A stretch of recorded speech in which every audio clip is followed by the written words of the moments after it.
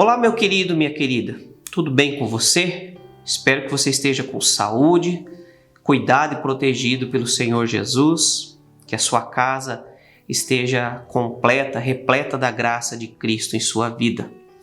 E eu quero te convidar a meditar comigo no estudo da Palavra do Senhor. É muito bom nesse tempo nós estarmos refletindo da vontade de Deus para as nossas vidas, né? E nós vamos meditar nesse estudo na seguinte temática: a firme esperança do cristão. E eu quero começar te fazendo uma pergunta para você refletir. Em que você tem colocado a sua esperança?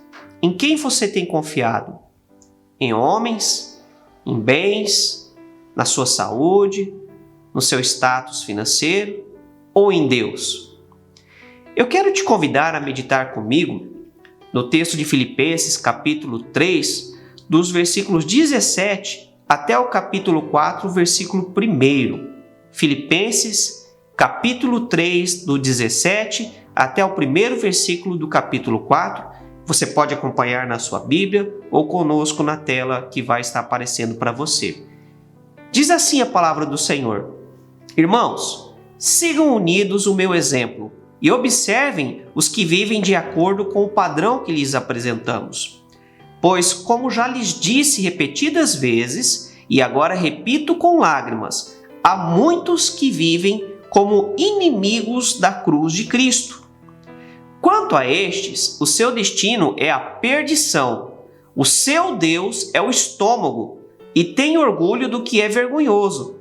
Eles só pensam nas coisas terrenas. A nossa cidadania, porém, está nos céus, de onde esperamos ansiosamente um Salvador, o Senhor Jesus Cristo. Pelo poder que o capacita a colocar todas as coisas debaixo do seu domínio, ele transformará os nossos corpos humilhados para serem semelhantes ao seu corpo glorioso. Portanto, meus irmãos, a quem amo e de quem tenho saudade, vocês que são a minha alegria e a minha coroa, permaneçam assim firmes no Senhor, ó amados. Queridos, nós temos vivido dias de grande insegurança e de medo. Por causa da pandemia, do coronavírus, muitas pessoas estão inquietas, estão com medo por causa da doença, se questionando sobre o que vai ser do seu futuro, como serão os próximos dias. Pessoas que estão inseguras quanto ao seu futuro financeiro. Realmente, algumas pessoas já têm sentido o efeito da situação financeira do nosso país e realmente é algo preocupante. Nós temos vivido dias difíceis e possivelmente ainda teremos alguns ainda pela frente. Mas em meio a isso tudo que nós temos passado, a grande pergunta que nós temos que responder é: ainda é possível manter a esperança? Em tempos difíceis, de crise, tempos onde a nossa fé é posta em xeque, é possível manter a esperança na palavra e na promessa de Cristo Jesus? Para o cristão, a esperança ela é inegociável. Nós vivemos com base na esperança da promessa, do cumprimento da promessa de Cristo Jesus para as nossas vidas. No texto que nós acabamos de ler, Paulo ele orienta os cristãos da igreja de Filipe que não seguissem os exemplos dos inimigos da cruz de Cristo. Quem eram esses inimigos da cruz de Cristo? Eram pessoas que não tinham esperança na vida celestial. Eram pessoas que não criam na existência do céu, não criam na volta de Cristo Jesus e que também não criam na ressurreição do corpo. Para essas pessoas, a morte era o fim. Para eles, o que importava era tão somente o aqui e agora. Era uma espécie de carpe diem, que significa aproveite o dia, mas no sentido negativo da expressão. Para eles, o que importava era comer, beber e gozar a vida, num carpe diem totalmente deturpado. Eram pessoas, portanto, que não se preocupavam com a sua eternidade. Não se preocupavam onde passariam a vida eterna, porque para eles simplesmente a vida eterna não existia. Mas Paulo mostra que a vida do cristão é muito mais do que só o aqui e agora. A vida do cristão, ela está firmada sobre a firme esperança da vida celeste. E sobre esta firme esperança, o texto que acabamos de ler mostra 3 ideias principais das quais nós vamos meditar agora. Eu te convido a meditar comigo nessa temática. E para começar, Paulo fala sobre o caminho da cruz. ele começa apresentando o padrão de conduta do cristão a ser seguido. E este padrão é justamente o caminho da cruz. Não só isso, mas o apóstolo Paulo também, ele adverte os cristãos daquela época e os de hoje também a não seguir os maus exemplos de pessoas que vivem dessa forma. Pessoas que são chamados de falsos cristãos. Ele se coloca como um referencial a ser seguido.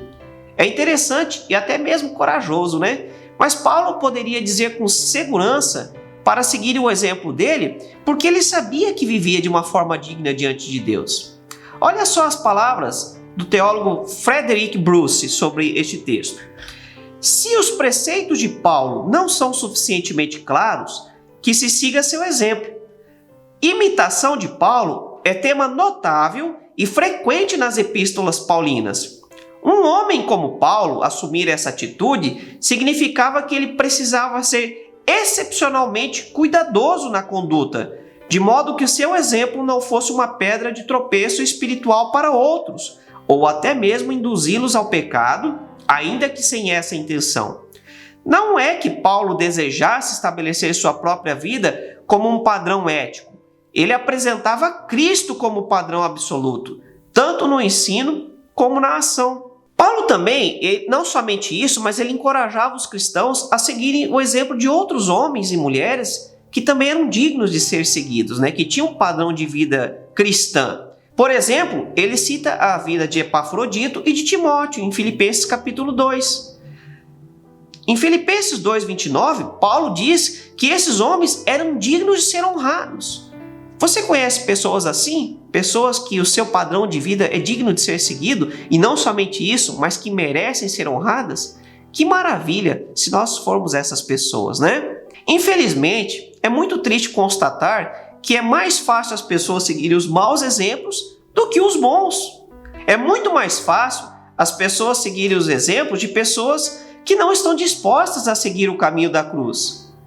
Essas são pessoas que só pensam em comer, em beber, em gozar a vida sem qualquer tipo de moderação. São pessoas materialistas e que vivem apenas para satisfazer seus desejos carnais. Por isso, Paulo chama essas pessoas de os inimigos da cruz. Inimigos da cruz porque eles agiam de forma a desmerecer, a desmoralizar a mensagem da cruz. Ao invés de dar um bom exemplo, eles eram motivos de escândalo, pedras de tropeço. O conselho de Paulo, então, para nós é que evitemos tais pessoas. E a pergunta que eu te faço é: você conhece pessoas que são assim? Pessoas que se dizem cristãs, mas o seu padrão de vida condiz com uma pessoa que ainda não se converteu? Pessoas que se dizem crentes, que dizem confiar em Deus, mas que a vida não condiz com isso? Em segundo lugar, Paulo fala sobre a comunidade celestial, sobre a nossa verdadeira cidadania. E a nossa verdadeira cidadania não está nessa terra, mas está no céu. Nós fazemos parte da comunidade celestial. Essas palavras, para o contexto da igreja de Filipe, eram bastante fortes. Por quê? Porque diante do domínio do Império Romano, o imperador era tido como uma espécie de Deus e o título Senhor era dado a ele. Todo cidadão romano deveria reverenciá-lo, queimar incenso em honra dele e deveria jurar lealdade a ele acima de todas as coisas. Por isso essas palavras eram tão fortes para aquele contexto. Paulo estava dizendo que o verdadeiro Senhor era Jesus e não César. Paulo está dizendo então que os nossos verdadeiros valores e a nossa lealdade não está nessa terra, mas está no céu. É lá onde Cristo está, portanto, que está o verdadeiro Senhor. É lá que estão os nossos valores. E nós temos que lembrar que é lá que Cristo está e de lá um dia Ele virá para nos buscar, para nos levar para junto dele também. Então a nossa cidadania está lá nos céus. É importante também frisar que essa cidadania não é um direito adquirido. Ou seja, nós não temos como ser cidadãos celestiais por esforço próprio, mas nós precisamos de Cristo Jesus. E essa cidadania é oferecida gratuitamente por Cristo, quando nós o recebemos como Senhor de nossas vidas. Nós recebemos essa cidadania através da fé. Uma outra questão que Paulo levanta no texto também é que nós estamos caminhando nessa terra. mas nós já sabemos que a nossa verdadeira cidadania está no céu. Então, dessa forma, nós já vivemos dessa forma, como cidadãos dos céus, né? O nosso referencial de vida que nós temos que imitar é o padrão celestial e não o padrão mundano. Novamente, Frederick Bruce, ele diz as seguintes palavras: se a pátria deles está nos céus, ou seja, se a nossa pátria está nos céus, a conduta deles também deveria ser compatível com essa cidadania. Portanto, meu querido, a firme esperança do cristão, ela aponta para o futuro, mas sem deixar também de mostrar que há espaço para que o padrão divino se manifeste nessa vida. Ou seja, nós vivemos uma dupla cidadania. Nós estamos aqui, devemos viver aqui, mas de acordo com o padrão do céu enquanto estamos aqui e enquanto aguardamos a volta de Cristo para nos levar para o céu. E a pergunta então para você também é: como você tem vivido essa vida terrena? Você tem vivido segundo os padrões do céu ou você tem vivido segundo os padrões dessa terra? Em terceiro lugar, Paulo fala sobre o dia da gloriosa ressurreição do nosso corpo. O apóstolo Paulo encoraja os cristãos a permanecerem firmes nessa esperança. Por isso a pergunta do início: é possível mantermos a esperança em tempo de crise? Sim, não só é possível, como devemos manter esta firme esperança do glorioso dia em que Cristo virá para nos buscar. Tudo que nós estamos passando diante dessa esperança é muito pequeno perto da glória que está reservada àqueles que creem em Cristo Jesus, né? Paulo também, ele descreve a vinda do Senhor Jesus. Ele diz que naquele dia o nosso corpo será transformado e nós receberemos também um corpo glorioso segundo o próprio corpo de Cristo. Nós deixaremos esse corpo que é maculado, que é limitado, e receberemos um novo corpo. Essa transformação do nosso corpo, ela é uma obra divina, porque nós não temos como conseguir por nós mesmos, pelos nossos próprios esforços. É interessante que Paulo mostra que o nosso corpo atual, ele se encontra no estado de humilhação, mas no dia da volta de Cristo, nós receberemos um corpo glorificado, um corpo não mais limitado por este tempo, mas um corpo celestial. Assim, Paulo também mostra que esse corpo, ele só serve para o presente momento, que ele não tem como subir aos céus. Por isso nós receberemos um novo corpo. É necessário, portanto, que o corpo corruptível que nós temos atualmente seja transformado em corpo incorruptível, para que possa então viver as realidades celestiais que são incorruptíveis. Então entenda algo: no dia da volta de Cristo, nós receberemos um novo corpo, um corpo preparado para uma nova realidade. Não essa realidade passageira, terrena, limitada, mas uma realidade completa, perfeita, que é a realidade dos céus. Ainda conforme Frederick Bruce, quer os crentes tenham morrido, quer ainda estejam vivos por ocasião do segundo advento, deverão passar por uma transformação a fim de herdar o reino eterno de Deus. Os mortos receberão um corpo espiritual que substituirá o corpo natural que se desintegrou. A mortalidade dos que ainda estiverem vivos será revestida de imortalidade. Meu querido, que dia glorioso! Que dia maravilhoso, o dia que Cristo vier para buscar a sua amada igreja e esse corpo imperfeito será transformado num corpo perfeito, segundo o exemplo do corpo do próprio Cristo, para que então possamos subir juntamente com Ele e entrarmos na realidade celestial que é perfeita, que é incorruptível. Sabe esse seu corpo que sofre, que sente dor, que sente fome, será transformado segundo o poder de Cristo Jesus. O teólogo Russell Shedd também nos diz as seguintes palavras: na reintegração da nossa personalidade com o corpo transformado, igual ao corpo de Jesus, não teremos que lutar contra o corpo, nem sentiremos mais sua humilhação. Nunca mais sentiremos cansaço ou fome. Cantaremos louvores sem enfado, serviremos sem desejarmos tirar férias. Tudo, e particularmente nossos corpos, estarão subordinados na mais perfeita submissão a Deus. Meu querido, que coisa maravilhosa, né? Que coisa esplendorosa esse dia. Essa é a nossa esperança, essa é a nossa firme esperança. Paulo, em 1 Coríntios 15:50, ele continua explicando a necessidade de termos então um novo corpo. Ele diz o seguinte: irmãos, Eu lhes declaro que carne e sangue não podem herdar o reino de Deus, nem o que é perecível pode herdar o que é imperecível. Ou seja, não temos como subir com este corpo, né? Portanto, Deus nos dará um corpo novo, um corpo imperecível, um corpo que não tem mais data de validade. Enquanto nós estamos nessa realidade, nós temos um começo, um meio e um dia também teremos um fim. Mas quando Cristo vier, receberemos um corpo imperecível, um corpo que não vai vencer, um corpo que não vai mais provar a morte. Que coisa maravilhosa! E essa transformação, quando ela vai acontecer? Quando Cristo vier pela segunda vez para buscar a sua igreja. E você é a igreja de Cristo? Você espera ansiosamente por esse dia? Querido, é importante nós entendermos isso, porque quando a gente percebe a realidade na qual vivemos, nós temos paz diante dessa esperança. Porque mesmo que um dia a gente prove a morte, nós sabemos que um dia nós seremos transformados quando Cristo vier para nos buscar e receberemos um novo corpo, um corpo que nunca mais provará a morte, e nós subiremos para junto dele. E se nós estivermos vivos até lá, nós também receberemos um novo corpo e nos encontraremos com ele nas alturas para juntos irmos para o céu. Que coisa maravilhosa! Tudo fica tão pequeno nessa terra diante dessa realidade que nos aguarda, não é mesmo? Eu quero concluir essa meditação dizendo para você o seguinte: nós somos peregrinos nessa terra e precisamos entender que a convicção cristã passa pelo caminho da cruz. É na cruz que tudo faz sentido para as nossas vidas. Não é nessa realidade passageira, mas é na realidade que nos aguarda, naquela que Cristo está preparando para nos receber. É na certeza da cidadania dos céus que está a nossa verdadeira esperança, porque tudo nessa terra é passageiro, tem fim, mas a realidade que nos aguarda, ela é eterna e ela é perfeita.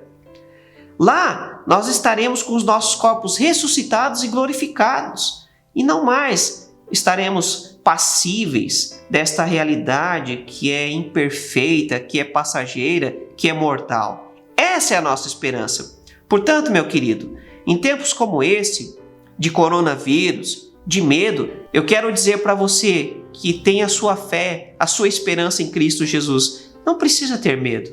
Sabe por quê? Porque o crente, até na morte, ele é vencedor. Eu não sei qual é o futuro que nos aguarda nesta realidade, mas eu sei da realidade eterna que nos aguarda. E é nela que nós temos que pôr a nossa esperança.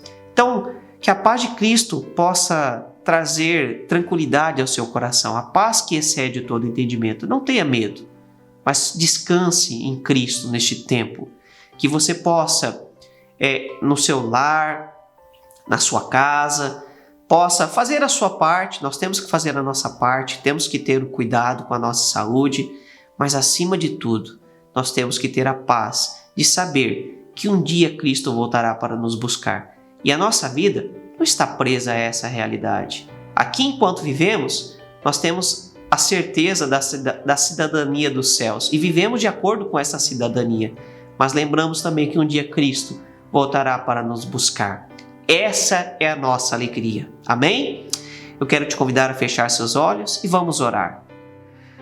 Pai querido, obrigado pela esperança que nos aguarda, porque não é uma esperança vã, não é passageira, não é uma esperança, Pai querido, que está nessa realidade que é limitada, mas nós aguardamos o dia em que Cristo virá para nos buscar. Essa é a nossa promessa e é nela que nos firmamos.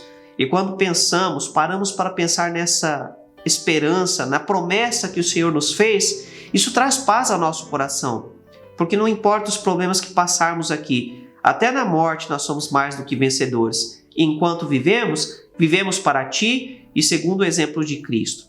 Pai, que a gente não se prenda a essa realidade passageira, que não vivamos como os homens que Paulo combatia, os inimigos da fé, os inimigos da cruz de Cristo, mas que possamos viver segundo os exemplos daqueles que gastaram seus dias servindo a Ti, daqueles que têm vivido de forma digna. Assim também seja a nossa vida. Que nós também possamos ser exemplos para aqueles que olharem para nós. Esse é o nosso desejo. E quando o Senhor vier para nos buscar, seja na volta de Cristo ou seja pela morte, que estejamos preparados para esse dia glorioso.